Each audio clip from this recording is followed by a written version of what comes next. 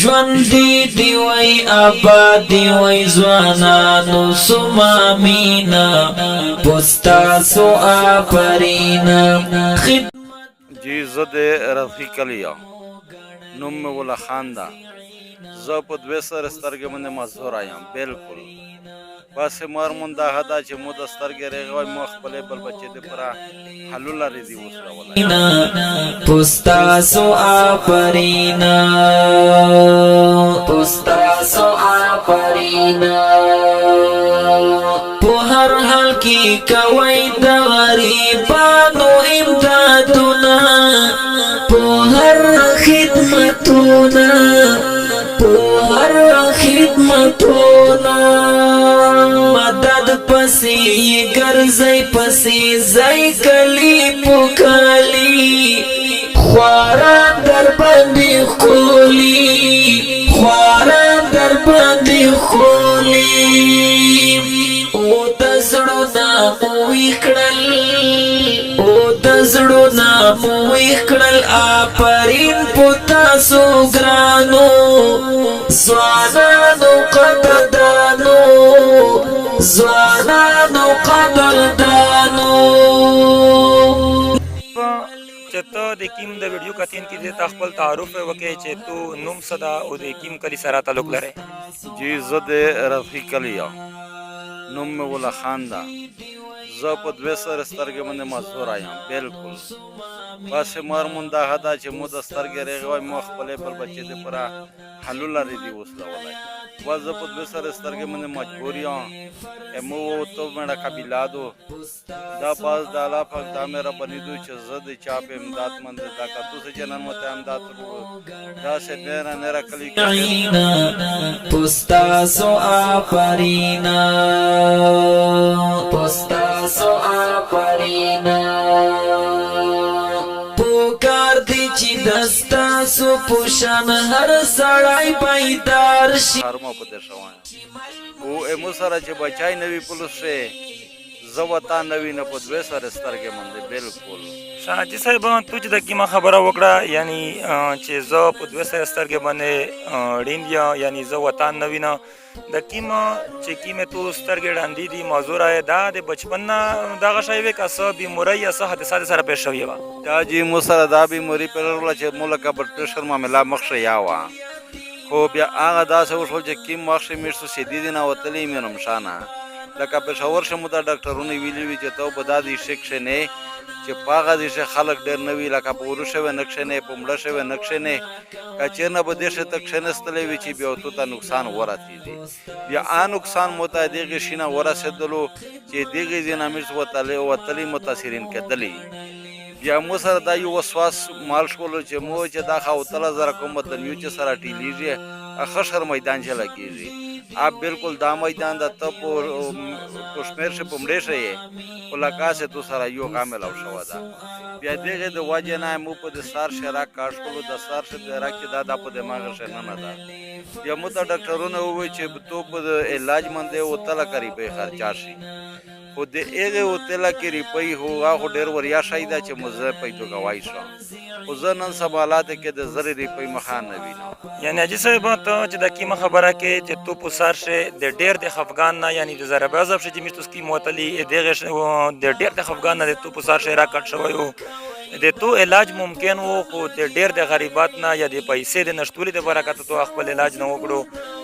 دغه د برکت ته د سترګې نه محروم شوې غاز دغه نظر نه نن ورځې پیرا د غاز پته شوایم ځکه چې څه طریقه نشته چې زه طریقه جوړه کا اول خو زه د تمینه چې زه د قبیله رضی ته په سوچ کې یا په پکر شامه شاده پر دا پرشنی مسروي پولیس کې چې خدا پاک ختم مل شچار په ډالا پاک تسولینا کا کنه وی نه را مو هیڅ طریقه نشته بالکل کبه مې چیرې مو طریقه وای خدا غا علاج مو کړه وای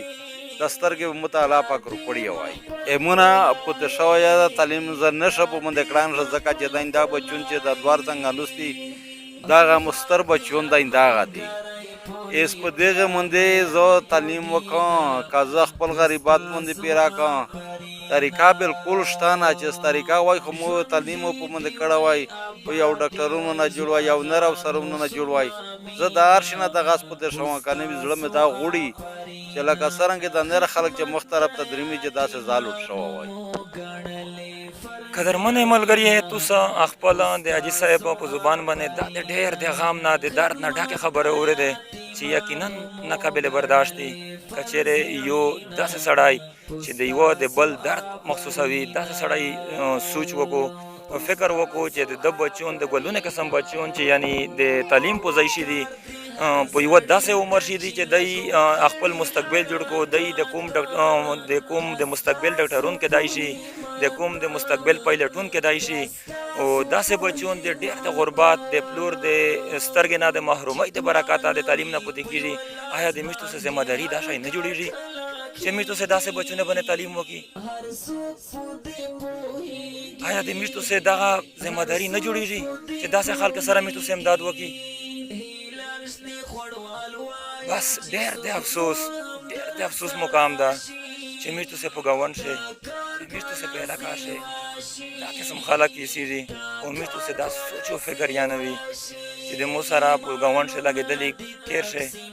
آیا په د ګردۍ میاشته چېرې چولا بالا شوی دو؟ په د ګردۍ میاشته چېرې د سلن پېښ شوی ده؟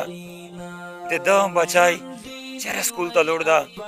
د خپل بچي قسم چې د مو بچي ته ګاییزه خپله مهر بیګ ورغوندي، خپل کتاب کلام مر کوي. آیا د ده بچیا په غوښې پرې خپل بیګ سکول مدرسې ته وړی ده؟ آیا ده ته خپل دا حق ملو شوی ده چې دای تعلیم وکړو؟ ملګري د توسې په امداد سره، د توسې په کوشش سره د میش ټیم کلی په کلی، کیر په کیر، دروزه په دروزه ګرځي، د داسې خلکو تلاش کو، د توسې زکو، د توسې صدقه داسې خلکو ته رسوي. د میشتو څه د پچار دو چې په خپل ګاونډ شي، په خپل کلی محله شي، د داسې خلکو سوچ او فکر وسوتي. ډېر نه که چېرې میشتو څه په خپل کیر شي پنځن غن پخوي، هغې نه آیا د نیم غن واسیه نه لري چې داسې خلکو ته ورولږي؟ ژوندې دی وای آباد دی وای ځوانانو سما مینه پستاسو نیټه پښتا نه سپلشتا ا د عید زاب خو ډېر وریا شایدا خو بس میش به خدای پاک نه خیر غوړي. الله پاک ته خلک په ډېر شره خمر وستل کو چې په میر من د رحم وروالي امیر سره خپل غم دردی شریک کو. خو بس خدای نه خیر غوړي، الله پاک ته د خلک سره شګړه وکړو، الله دې بدل ورکو او میش خامخا د خلک ته سول کی چې په میر من د لوس په دا وایي چې داینه دا زمان مې سبو چې بډره ته سیخ شي، چرسه ته سیخ شي، پردې خوان یې باندې ته سیخ شي. بیا وې دې ډېرې مو ته افسوس وي چې مو داینه دا بچون کا چېرې نه څه طریقه وای مو به د بچونه باندې تعلیم کړی وای. داسې غریب یتیم وي دا د میژ حق جوړېږي چې د هغې د خپلې چولې د خپل دلغري قسم میژ د دې غریا خیال وسودي.